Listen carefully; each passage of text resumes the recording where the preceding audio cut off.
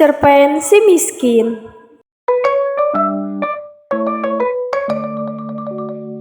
Awalnya, seorang raja kayangan, lalu disumpahi oleh Batara Indra.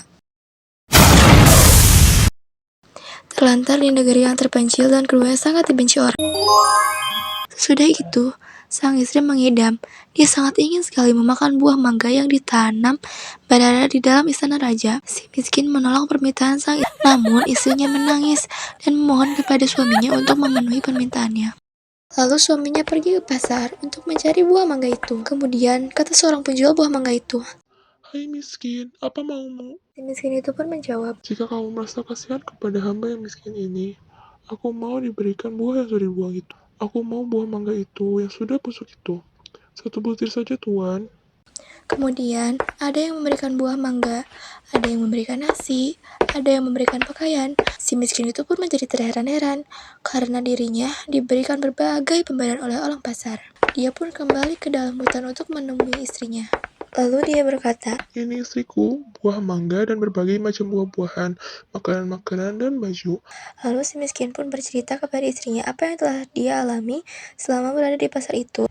Namun, justru sang istri sangat kecewa karena buah yang dia minta bukan berasal dari tanaman yang berada di istana raja. Lalu suaminya pun pergi menemui Maharaja Indradewa. Sang raja berkata, "Hai miskin, apa yang kamu inginkan? Jika ada buah mangga, hamba orang rendahan ini ingin meminta buah mangga yang sudah jatuh ke tanah itu." Orang itu mengambilnya dan memberikannya kepada orang miskin. Si miskin pun mengambilnya sambil memujanya.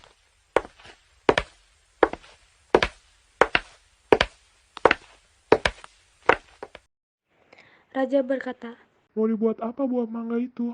orang miskin pun menjawab. "Untuk dimakan, tuanku."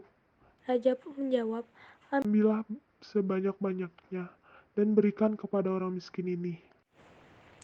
selama istrinya hamil, banyak sekali makan makanan, pakaian, beras dan berkakas itu yang diberi orang-orang kepadanya. Pada malam 14 hari, bulan itu sangat bersinar. Ketika itulah istri si miskin melahirkan seorang anak laki-laki yang bernama Marakarma, yang artinya anak di dalam kesukaran.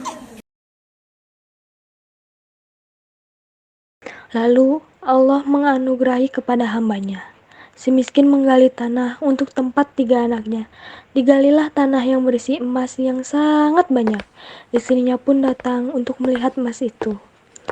Lalu ia berkata kepada suaminya, apakah emas ini akan temurun ke anak cucu kita nanti, tanpa habis dipakai belanja? Terkabullah permintaan si miskin itu untuk menjadi raja, dan berganti nama menjadi Maharja Indra Angkasa, dan istrinya menjadi Ratna Dewi. Dan negeri itu pun dinamakan menjadi Puspasari.